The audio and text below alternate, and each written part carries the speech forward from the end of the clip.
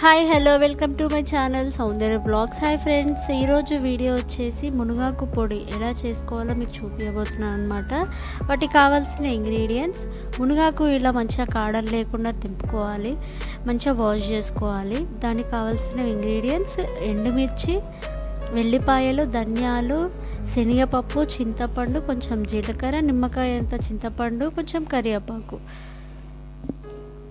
ముందుగా మనం స్టవ్ పైన ఒక కడాయి పెట్టుకొని అది వేడైన తర్వాత ఫస్ట్ మనం ఎండుమిర్చి వేయించుకోవాలి.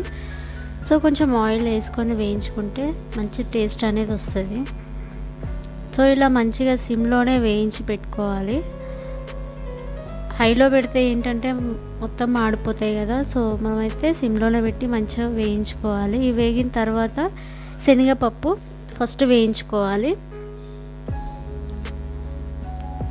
శనగపప్పు ఇలా మంచిగా వేగిన తర్వాత దాంట్లోనే ధనియాలు అనేది వేసేసుకోవాలి. మనం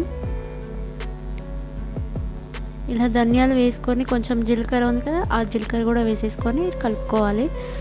ఇలా మంచిగా ఫ్రై అవ్వాలన్నమాట. ఎక్కువ హైలో పెడితే ఏంటంటే మొత్తం మాడిపోతాయి కదా. సో మీడియంలోనే మనం వేయించి పెట్టుకోవాలి.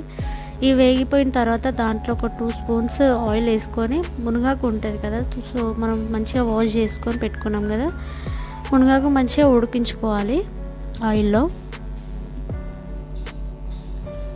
ఒక 10 మినిట్స్ 5 మినిట్స్ అట్లా ఉడికించుకోవాలి, కలుపుతూనే ఉండాలి. అందులోనే మనం చింతపండు తీసుకున్నాం కదా, చింతపండు, కరివేపాకు వేసుకొని మంచిగా కలుపుకోవాలి. దీనివల్ల చాలా బెనిఫిట్స్ ఉన్నాయన్నమాట. ఎన్నో వందల రోగాలు నయం చేసే మునగాకు పొడి చాలా మంచిది. మునగాకు చాలామంది ఇంట్ల దగ్గర ఉంటుంది కదా, చూస్తారు అంతేగాని వాటి వల్ల కలిగే లాభాలు ఏంటనేది చాలామందికి తెలియదు.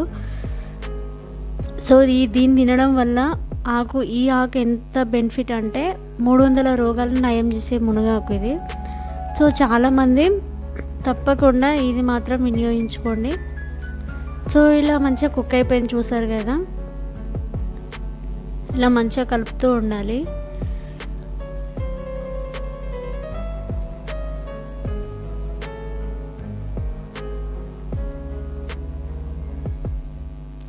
ఎక్కువ హైలో పెడితే ఏంటంటే మంచి మాడిపోతుంది కదా. సిమ్లోనే పెట్టి మంచిగా కలుపుతూ ఉండాలి, మాడనివ్వద్దు.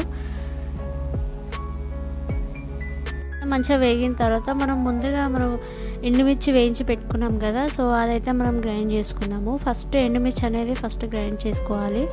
ధనియాలు, జీలకర్ర కొంచెం అవన్నీ వేసుకొని గ్రైండ్ చేసుకోవాలి.